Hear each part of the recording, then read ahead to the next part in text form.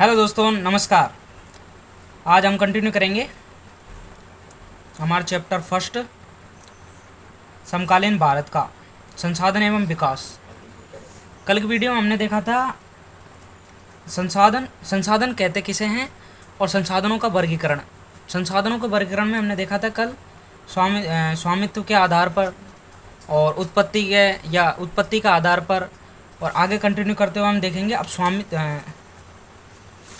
आज देखेंगे हम स्वामित्व के आधार पर कि स्वामित्व के आधार पर संसाधनों का वर्गीकरण किस प्रकार किया गया है।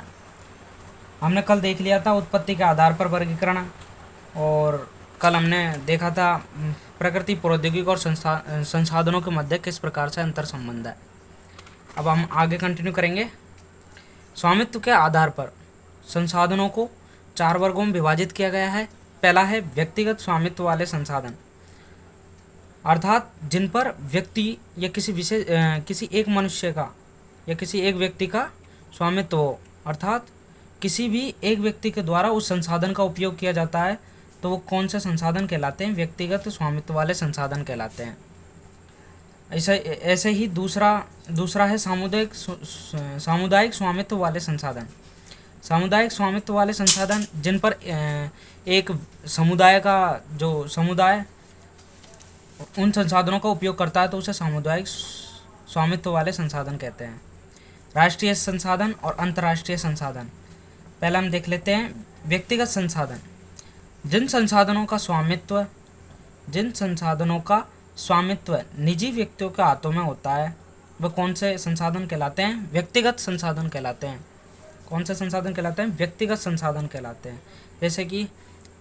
जैसे कि हमने देखा कोई भूखंड है जिस पर क्या बना हुआ है? घर बना हुआ है। कोई भूखंड है जिस पर क्या बना हुआ है? घर बना हुआ है। तो उस पर किसी एक व्यक्ति का अधिकार है। तो और उसमें वह व्यक्ति ही रहता है उस घर में या भूखंड पर, वो व्यक्ति उसे उपयोग में लेता है, तो वो कौन सा संसाधन हो गया? व्यक्तिगत संसाधन हो गया। जैसे हम देख लेते हैं भूखंड, घर, खेत, अन्य संपत्ति जिनके मालिक निजी व्यक्ति होते हैं। जैसे हम एक खेत को देख लेते हैं। खेत किसी एक विशेष व्यक्ति का होता है, एक ही व्यक्ति का होता है, जिस पे क्या करता है? वो खेती करता है, और खेती से उत्पादन जो उसको प्राप्त होता है, गेहूँ है, ज्वार है या बाजरा है, कोई भी उत्पादन जो उसे प्राप्त होता है, उस पर उसका निजी स्वामित्व होता है, अर्थात वही उस पर अपना निजी स्वामित्व रखता है। तो वह कौन सा संसाधन हो गया? व्यक्तिगत संसाधन हो गया। दूसरा हम देखेंगे सामुदायिक संसाधन। सामुदायिक संसाधन कैसे होते हैं? जिस पर किसी एक व्यक्ति का स्वामित्व ना होकर, जिस पर किसी एक व्यक्ति उसको उपयोग में ना ले, वो कौन सा होता है? सामुदायिक संसाधन। अर्थात उन संसाधनों को एक समुदाय उपयोग में ले, तो वे कौन से संसाधन कहलाएंगे? सामुदायिक संसाधन कहलाएंगे। जिन संसाधनों का स्वामित्व समुदाय के सभी सदस्यों को उपलब्ध होता है, अर्थात हमारे समाज में जो भी व्यक्ति हैं जो उन संसाधनों का उपयोग कर सकते हैं, जिन पर सभी का समान रूप से उपयोग कर सकते हों। जैसे हम देखें कोई पार्क है, सार्वजनिक पार्क होता है, तो उस पर क्या है? हमारे समुदाय के या हमारे समाज में रहने वाले सभी व्यक्ति एक सामुदायिक रूप से उस पार्क का यूज कर सकते हैं, उसमें आ सकते हैं, जा सकते हैं। तो वो कौन से संसाधन कहलाते हैं? सामुदायिक संसाधन कहलाते हैं। कौन से संसाधन कहलाते हैं? सामुदायिक संसाधन कहलाते हैं। जैसे हम देख लेते हैं, जैसे सार्वजनिक पार्क। कौन से? सार्वजनिक पार्क, पिकनिक स्थल, खेल के मैदान वगैरह आदि। सार्वजनिक पार्क को सभी व्यक्ति, समाज के सभी लोग उपयोग में ले सकते हैं। पिकनिक स्थल है, कोई पिकनिक स्थल है, या फिर प्रकृति के द्वारा जो पिकनिक स्थल पे हम प्रकृति के जो अच्छे स्थान होते हैं, जिन पर प्रकृति की जो उपहार हमको देखने को मिलते हैं, उन पर हम पिकनिक मनाने जाते हैं। वहाँ पर सामुदायिक रूप से सभी समाज के लोग या सभी सदस्य जो कि समुदाय में होते हैं, वे सभी इन स्थलों पर जा सकते हैं। खेल के मैदान में उनको इन संसाधनों का उपयोग समुदाय करता है, इसलिए इन्हें सामुदायिक संसाधन कहा जाता है। दूसरा देखेंगे हम राष्ट्रीय संसाधन। कौन सा? राष्ट्रीय संसाधन। राष्ट्रीय संसाधन कौन सा होता है? राष्ट्रीय संसाधन अर्थात एक राष्ट्र का संसाधन, किसी एक देश का संसाधन, जो जैसे कि देखेंगे हम देश में पाए जाने वाले सारे संसाधन तकनीकी तौर पर राष्ट्रीय संसाधन होते हैं। कौन से? हमारे जैसे हम देख लेते हैं हमारा देश भारत या फिर कोई अन्य देश, जापान है, फ्रांस है, चीन है, उनके सभी संसाधन जो उनके क्षेत्र में पाए जाने वाले वे सभी संसाधन जिन पर उनका अधिकार है, वह सभी कौन से संसाधन कहलाएंगे? राष्ट्रीय संसाधन कहलाएंगे। जैसे किसी राष्ट्र में देश में सड़कें हैं, नहरें हैं, रेलवे लाइन है, खनिज है, नदियां हैं, वन है, इन सभी पर किसका अधिकार होता है? एक राष्ट्र का अधिकार होता है, एक देश का अधिकार होता है। और जैसे हम देख सकते हैं कि हमारे राष्ट्रीय हाईवे होते हैं जिन पर सभी राज्य के लोग आ जा सकते हैं, उन पर ट्रैवल कर सकते हैं। तो ये कौन से संसाधन हुए? राष्ट्रीय संसाधन हुए। ऐसे ही नहरें हैं, नहरों में सभी व्यापार कर सकते हैं, तो देश के सभी राज्य भी व्यापार कर सकते हैं, तो वो कौन से संसाधन होंगे? राष्ट्रीय संसाधन। रेल मार्ग भी हमारे राष्ट्र के संसाधन होते हैं। दूसरा देखेंगे हम अंतर्राष्ट्रीय संसाधन। अंतर्राष्ट्रीय अर्थात अंतर्राष्ट्रीय यानी एक से अधिक देश। जैसे हमारा देश कौन सा है? भारत है, तो भारत एक राष्ट्र हो गया, और उससे दूसरे देश जैसे जापान है, फ्रांस, इटली वगैरह, इंग्लैंड, चीन, ये सब कौन से उसमें आ जाएंगे? अंतर्राष्ट्रीय संसाधन। अंतर्राष्ट्रीय में आ जाएंगे। और अंतर्राष्ट्रीय संसाधन कौन से होंगे? जिनका उपयोग वो सभी देश कर सके, हमारे देश के साथ साथ और दूसरे देश भी उनका उपयोग कर सकते हैं, तो वो कौन से संसाधन कहलाएंगे? अंतर्राष्ट्रीय संसाधन कहलाएंगे। जैसे वे संसाधन जिन पर किसी एक देश का अधिकार नहीं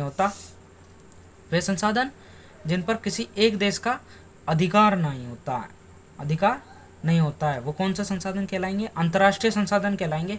अंतर्राष्ट्रीय संस्थाओं द्वारा शासित या नियंत्रित होते हैं। अर्थात जैसे हम देखेंगे अंतर्राष्ट्रीय संस्थाएं, अनेक संस्थाएं बनी होती हैं जो अंतर्राष्ट्रीय संसाधनों को उपयोग करने में तथा किसी देश का उस पर जैसे कोई देश उस पर अपना स्वामित्व न जता सके, इसके लिए क्या होती है? एक अंतर्राष्ट्रीय संस्थाओं का निर्माण होता है, स्थापना होती हैं, जो क्या है? अंतर्राष्ट्रीय संसाधनों के लिए कार्य करती है। अर्थात जैसे कि कोई अंतर्राष्ट्रीय संस्था होगी जो कि क्या है ना, उन संसाधनों को दूसरे या किसी एक देश के स्वामित्व में नहीं होने देती है और उनको सभी देशों के उपयोग के लिए खुला रखती है। तो वो कौन से हो गए? अंतर्राष्ट्रीय संसाधन हो गए। अंतर्राष्ट्रीय संसाधन में हम जैसे देखेंगे तो समुद्र में जो भी कोई भी संसाधन पाए जाएंगे या कोई भी वस्तु पाई जाएगी, तो उस पर सम्मिलित रूप से सभी देशों का अधिकार होगा और सभी देश उस वस्तु का उपयोग कर सकते हैं।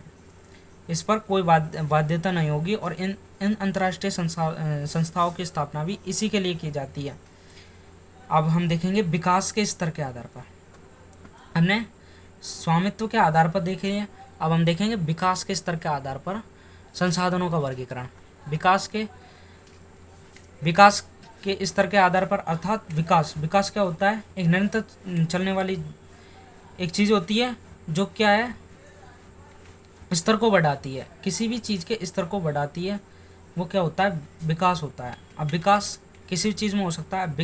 अब विकास के स्तर पर हम संसाधनों के प्रकार की बात कर लेते हैं। जैसे कि पहला है विकसित, दूसरा है संभावी, भंडार और संचित कोष। पहला हम देखेंगे विकसित संसाधन। पहला कौन सा है? विकसित संसाधन। विकसित संसाधन कौन से होते हैं? वे संसाधन जिनका सर्वेक्षण किया जा चुका है और उनका उपयोग की गुणवत्ता और मात्रा निर्धारित की जा चुकी है। जैसे कि हम देख लेते हैं कोयला है, जैसे खनन के द्वारा हमें कोयला प्राप्त होता है, तो उसका हमने क्या कर लिया? सर्वेक्षण कर लिया। अर्थात उसका हमने एक क्षेत्र देख लिया कि जैसे हम मान लेते हैं हमारे इंडिया में झारखंड है, उड़ीसा है, इन स्थानों पर क्या है ना, अधिकतर कोयला पाया जाता है। और इस चीज़ का हमने सर्वेक्षण कर लिया तो हमें ये मालूम हो गया कि इस क्षेत्र में कोयला कितनी जगह में पाया जाता है और किस गुणवत्ता का पाया जाता है तथा इसकी मात्रा कितनी है। तो ये कौन से संसाधन हो जाएंगे, एक कौन से संसाधन की श्रेणी में आएंगे, विकसित संसाधन की श्रेणी में आएंगे। जैसे कोयला है, खनिज है, पेट्रोलियम है, ये सब कौन से किसकी श्रेणी में आएंगे, विकसित संसाधन की श्रेणी में आएंगे। जैसे कि हम खनिज पदार्थों का उपयोग करेंगे या पेट्रोल या गैसों तेल वगैरह का उपयोग करेंगे, तो ये कैसे संसाधनों में आ जाएंगे, विकसित संसाधनों में आ जाएंगे। अर्थात हमने इनका सर्वेक्षण करके, इनका पता लगा के इनकी गुणवत्ता के बारे में जांच करके, मात्रा के बारे में मात्रा कितनी है ये सब जांच करके हम इनका उपयोग कर सकते हैं, और कितनी मात्रा में हम इसका उपयोग कर सकते हैं, ये सभी किसकी श्रेणी में आएगा, विकसित संसाधन की श्रेणी में आएगा। दूसरा हम देखते हैं संभावी संसाधन। कौन से,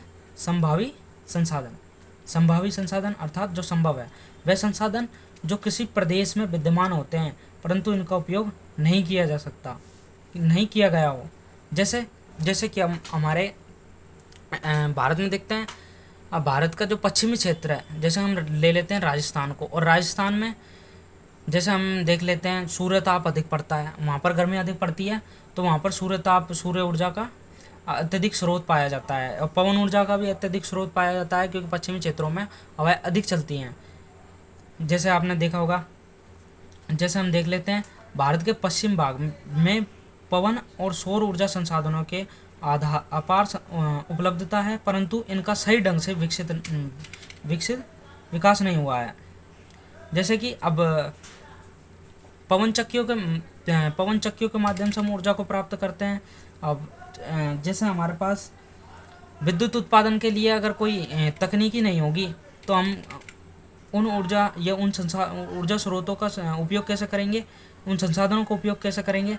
तो इसके ये कौन से संसाधन कहलाएंगे, संभावी संसाधन कहलाएंगे। कौन संसाधन कहलाएंगे, संभावी संसाधन, जिनका क्या है, प्रदेश में विद्यमान तो होते हैं परंतु हम उनका उपयोग कर नहीं पाते हैं, नहीं कर पाते हैं, अच्छी तरह से नहीं कर पाते हैं, तो वो कौन सा संसाधन कहलाएंगे, संभावी संसाधन कहलाएंगे। दूसरा है भंडार। दूसरा क्या है, भंडार। पर्यावरण में उपलब्ध वे पदार्थ जो मानव की आवश्यकताओं की पूर्ति कर सकते हैं, परंतु उपयुक्त प्रौद्योगिकी के अभाव में हम उसकी पहुंच से बाहर हैं। बाहर हैं।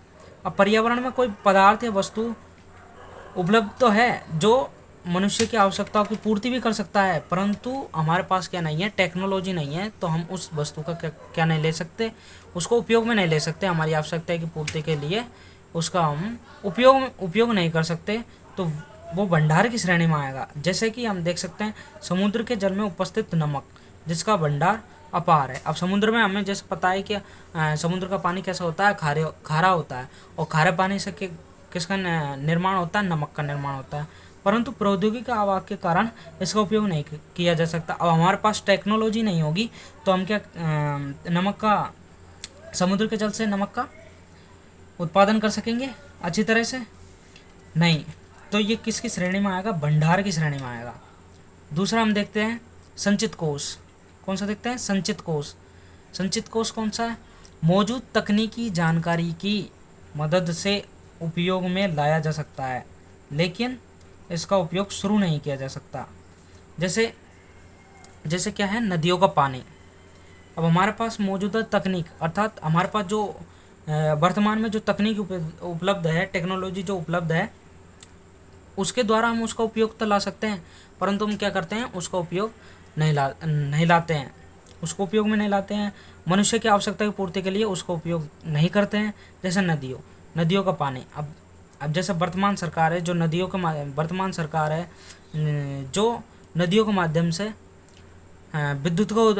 माध्यम से विद्युत का उत्पादन करती है और ऊर्जा बनाती है, जिसका उपयोग मनुष्य करते हैं।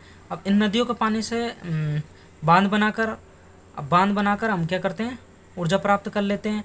परंतु क्या है, वर्तमान में नदियों के पानी से क्या है, अधिकतर ऊर्जा संसाधनों का जो संसाधन है उसका उपयोग नहीं किया जा रहा है, तो वो किसके श्रेणी में आ जाएगा, संचित कोष की श्रेणी में आ जाएगा।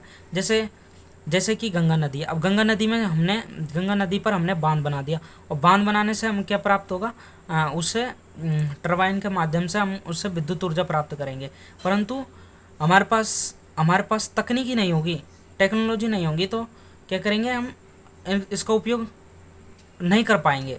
तो ये किसकी श्रेणी में आ जाएगा, संचित कोष की श्रेणी में आ जाएगा। हम संसाधन, संसाधन संसाधन क्या है? अब संसाधन हमने पिछली क्लास में पढ़ा था, तो आप इस चैप्टर को अच्छी तरह से समझने के लिए हमारी पिछली वीडियो देख सकते हैं। और पिछली वीडियो में हमने अच्छी तरह से वहाँ पर संसाधनों को समझाया। अब हम यहाँ पर देख लेते हैं संसाधन। संसाधन क्या होते हैं? अब ये मनुष्य के जीवन यापन के लिए अति आवश्यक है। अब संसाधनों के बिना मनुष्य अपने जीवन को अच्छी तरह से जी सकता है? नहीं जी सकता। मनुष्य अपने जीवन का भरण पोषण किस प्रकार से करता है? संसाधनों के माध्यम से करता है। इसलिए मनुष्य के जीवन के लिए संसाधनों का होना आवश्यक है, और इन संसाधनों के माध्यम से ही मनुष्य अपनी आर्थिक प्रगति की ओर बढ़ता है। अर्थात संसाधनों का मनुष्य जीवन में अत्यधिक महत्व है। और आगे देखेंगे हम, जीवन की गुणवत्ता बनाए रखने के लिए आवश्यक है। जीवन की गुणवत्ता बनाए रखने के लिए अति आवश्यक है। अब मनुष्य की जीवन की गुणवत्ता अर्थात उसकी रहने की स्थिति किस पर आधारित होती है? संसाधन पर आधारित होती है। अब संसाधनों का अभाव में कोई व्यक्ति अपनी पर्सनैलिटी को सुधार सकता है? नहीं सुधार सकता। वह अच्छी तरह से रह सकता है? नहीं रह सकता। उसका जीवन स्तर अत्यधिक घट जाएगा अगर उस संसाधनों का अभाव होगा उसके पास। अगर उसके पास संसाधन अधिक उपलब्ध हैं तो उसकी पर्सनैलिटी कैसी होगी? अच्छी होगी। वह अपने स्तर को क्या करेगा? सुधारेगा, और अपनी आर्थिक स्थिति में सुधार कर सकता है। अपनी आवश्यकताओं की पूर्ति संसाधनों के माध्यम से कर सकता है।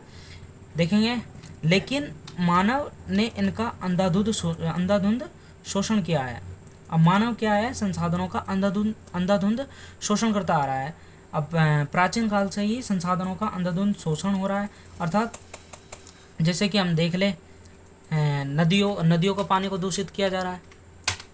उसे संसाधन, जैसे उसके नदियों में अनेक प्रकार के खनिज पदार्थ प्राप्त होते हैं, जिनको निकालने के लिए मानव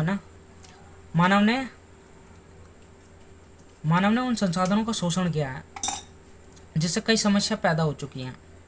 अब ये समस्या किस लिए पैदा होती हैं?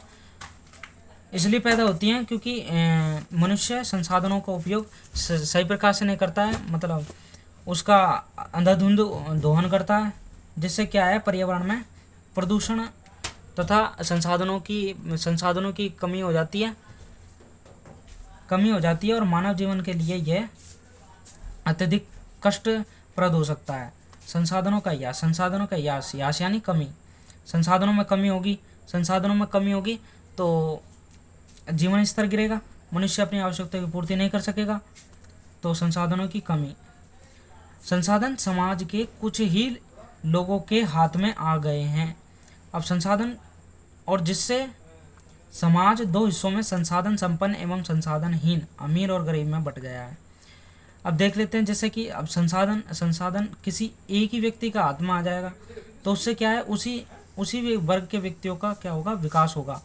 और इससे क्या होगा? समाज में दो प्रकार के वर्गों का उद्भव होगा, जैसे कि अमीर और गरीब जैसे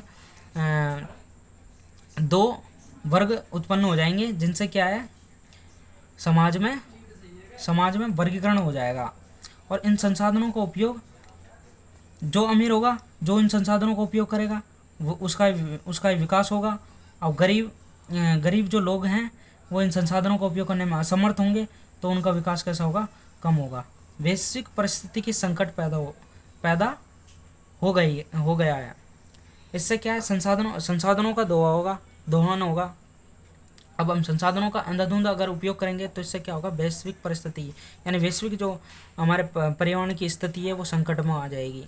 कैसे आ जाएगी? संकट में आ जाएगी। अगर हम किसी वस्तु का या किसी संसाधन का अत्यधिक उपयोग करेंगे तो उससे क्या होगा? प्रदूषण बढ़ेगा, उस संसाधन की कमी हो जाएगी, और संसाधन की कमी होगी तो आने वाले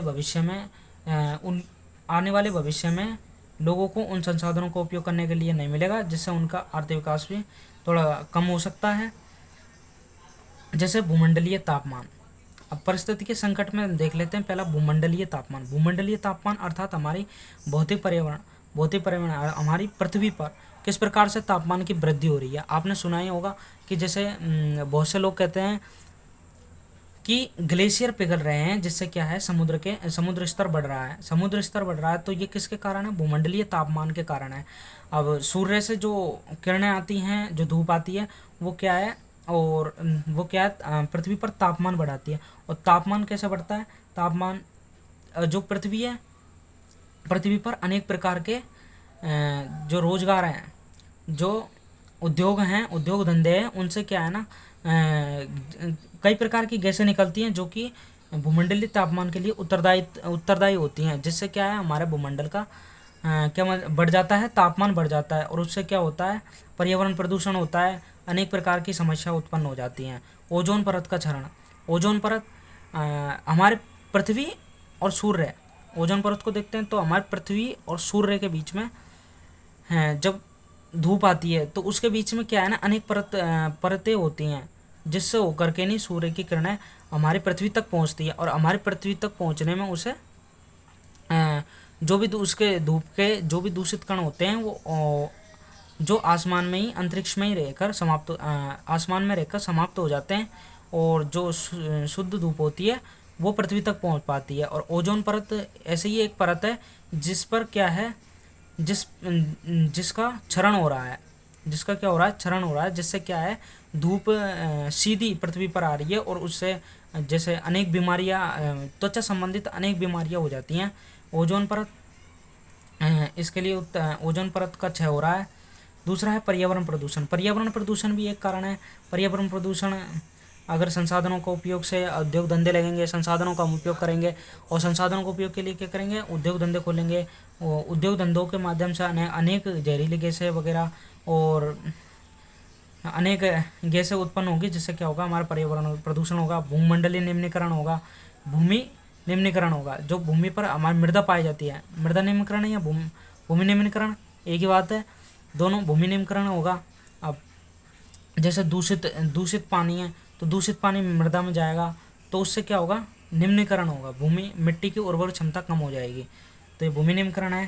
दूसरा है हमारा मानव जीवन की गुणवत्ता और विश्व शांति बनाए रखने के लिए इन संसाधनों का समाज में न्याय संगत बंटवारा आवश्यक है।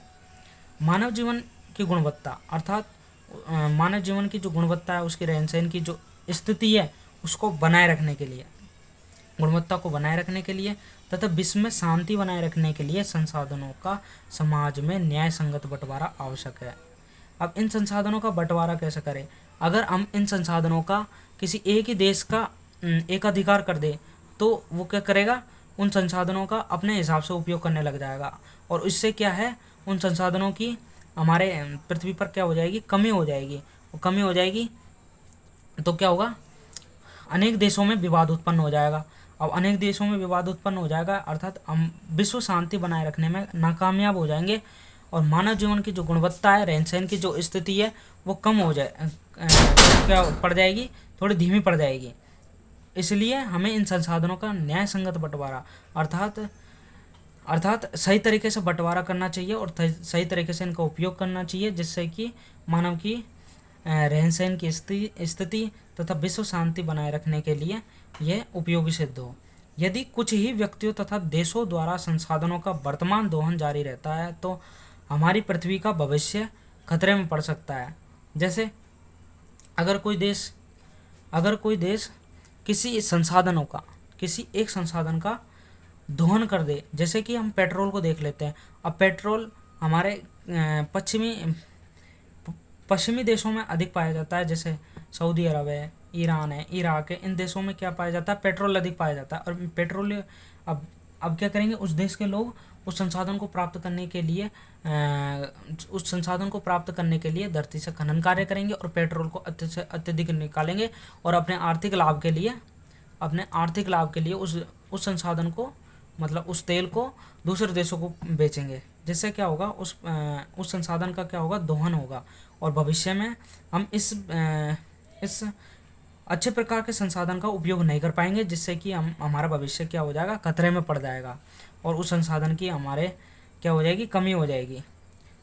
दूसरा देखेंगे हम, इसलिए हर तरह के जीवन का अस्तित्व बनाए रखने के लिए संसाधनों का इसलिए हर तरह के जीवन का अस्तित्व बनाए रखने के लिए संसाधनों का उपयोग की योजना योजना बनाना अति आवश्यक है। जैसे कि हमने देखा, हमें हमें सभी प्रकार के जीवन का अस्तित्व, अब संसाधनों की आवश्यकता तो किसे भी होती है, जानवरों को भी होती है, जानवर या पशुओं को भी होती है, मनुष्यों को भी होती है। और इन सभी का अस्तित्व बनाए रखने के लिए क्या है, हमें संसाधनों की आवश्यकता है। और इन संसाधनों को बनाए रखने के लिए हमें अनेक अनेक कार्यक्रम करने होंगे। जैसे क्या है, ये संसाधन ऐसे कि इनका कम दुरुपयोग हो और ये अच्छी तरह से उपयोग में लिए जा सके, जिससे क्या है, जनजीवन अस्त व्यस्त ना हो। और जनजीवन अस्त व्यस्त नहीं होगा तो हमारी आर्थिक स्थिति सही रहेगी। इसी प्रकार संसाधनों का दुरुपयोग नहीं होगा। अब संसाधनों का अगर हम दुरुपयोग करते हैं तो ये सब जो हमने अभी कुछ पॉइंट देखे, ये सभी समस्याओं का हमें सामना करना पड़ेगा। इसलिए हमें क्या है, संसाधनों का दुरुपयोग नहीं करना चाहिए। अब हम देखेंगे सतत पोषणीय विकास। सतत पोषणीय विकास क्या होता है? सतत पोषणीय विकास, सतत अर्थात निरंतर चलने वाला अर्थात विकास यानी बढ़ोतरी, चाहे वो मात्रात्मक हो चाहे वो गुणात्मक हो। जैसे किसी चीज़ के गुण में या मात्रा में अगर वो वृद्धि होगी तो क्या कहलाएगा? विकास कहलाएगा। सतत यानी निरंतर चलने वाला विकास। और पोषण यानी जो पोषण होता है, सतत पोषणीय विकास अर्थात निरंतर चलने वाला जो विकास है वो क्या कहलाता है? सतत पोषणीय विकास कहलाता है। यहाँ पर डेफिनेशन देख लेते हैं हम। ऐसा आर्थिक विकास जो पर्यावरण को बिना नुकसान पहुँचाए हो और भविष्य की पीढ़ियों की आवश्यकता की अवहेलना न करे। जैसे हम किसी संसाधन या वस्तु का उपयोग करते हैं तो उससे क्या हो, पर्यावरण को नुकसान ना पहुँचे। अगर हम किसी खनन क्रिया करके किसी वस्तु को हम ज़मीन से निकाल रहे हैं तो उससे क्या है, हमें पर्यावरण को प्रदूषण नहीं होना चाहिए। अगर पर्यावरण का प्रदूषण हो गया तो हमारा सतत पोषणीय विकास कैसा हो जाएगा? अवरुद्ध हो जाएगा और भविष्य की पीढ़ियों की आवश्यकता की अवहेलना ना हो। अर्थात हम भविष्य को ध्यान में रखते हुए, हमारी भविष्य पीढ़ियों को ध्यान में रखते हुए उस संसाधन का उपयोग करें, जिससे क्या है, उसका दुरुपयोग ना हो। और दुरुपयोग ना होगा तो वह क्या होगी, हमारे संसाधन क्या होगा, आने वाली भविष्य पीढ़ी के लिए बचा रहेगा, जिससे भविष्य में आने वाली कठिनाइयों के लिए उन संसाधनों का उपयोग किया जा सकेगा। तो यही है सतत पोषणीय विकास अर्थात निरंतर चलने वाला विकास। कैसा विकास? निरंतर चलने वाला विकास, जो कि आने वाली भविष्य की पीढ़ियों को ध्यान में रखकर किया जाता है, वो सतत पोषणीय विकास कहलाता है। अब हम अगली वीडियो में अपने चैप्टर को कंटिन्यू करेंगे। Thank you.